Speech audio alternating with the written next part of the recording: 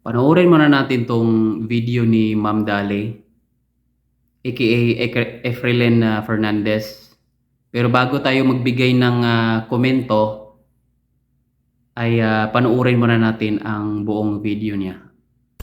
Bakit kaya may mga tao na mahilig mangialam ng buhay ng may buhay? Tapos kapag makapag-judge sa iyo, parang kilalang kilala ka na talaga yung buo mong pagkatao.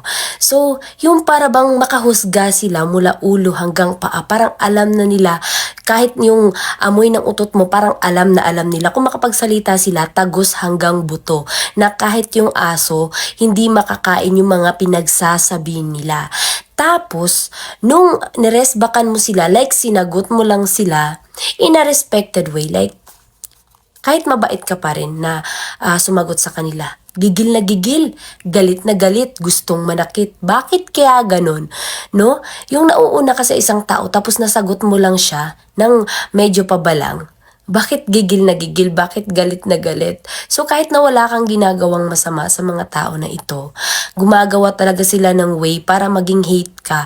Hindi ko alam kung ano ba yung nagawa ko, kung bakit gigil na gigil sila sa akin, galit na galit sila sa akin.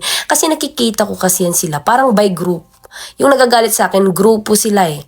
Yun yung nakikitaan ko. Siguro meron to silang mga past na pinagtatanggol tapos hanggang ngayon bash pa rin sila ng bash sa akin. Yun lang yung masaklap sa ating mga kapwa natin. Yung kapwa lang natin mga Pilipino ang nagsisiraan, yung naghihilaan pababa. So kapag nakikita nila yung isang tao na medyo umaangat na, ganun, nagsisikap sila na para hihilain ito pababa. Hindi ko alam, nauna naman kayo eh, sinagot ko lang naman kayo. Eh di ba gusto nyo naman ng attention, kaya nga kayo comment ng comment eh. Bakit hindi nyo ako ma-inbox kung ano ba talaga yung mga galit ninyo sa akin? Bakit kailangan nyo pa talagang magkalat dyan sa comment section ko? Karamihan lang naman sa mga videos ko like talent ko. So wala naman sigurong problema sa mga pananamit, damit lang naman yan eh. At saka wala naman masyadong Arabo dito sa Facebook, andun lahat sa TikTok. So hindi na nga ako masyadong nagpo-post. Kung siguro nagpo-post ako ng mga sexy damit ko, yung mga naka-short ako. Yung naka-short ako last year pa yun eh. Pinost ko lang dyan sa wall ko. So ayun na nga. Kasi wala akong maipost kasi may sakit nga ako. So ayun, magaling na yung dali ninyo, sipon na lang. So ayan, sipon na lang yung sakit ko.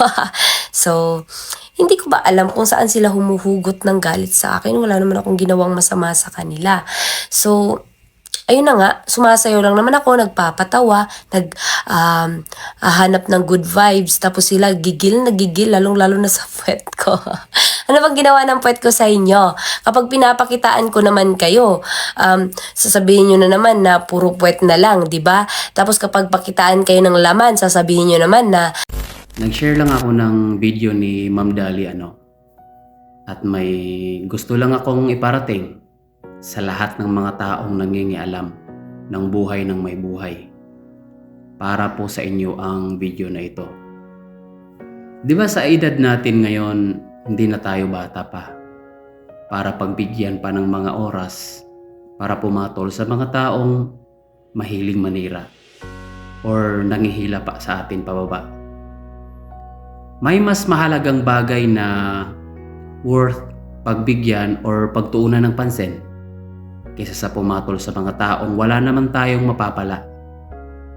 Just focus on yourself, like yung goal mo sa buhay at yung mga pangarap mo to achieve. Rather than wasting your time on people na wala namang nais gawin kundi mangingialam sa buhay ng iba. Real talk.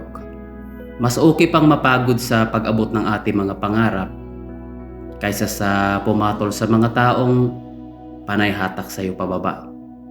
Hayaan mo silang pumutak dyan sa social media kasi darating yung panahon, mapapagod rin yan kung di mo papansinin at nawalan ka na ng pake sa kanila.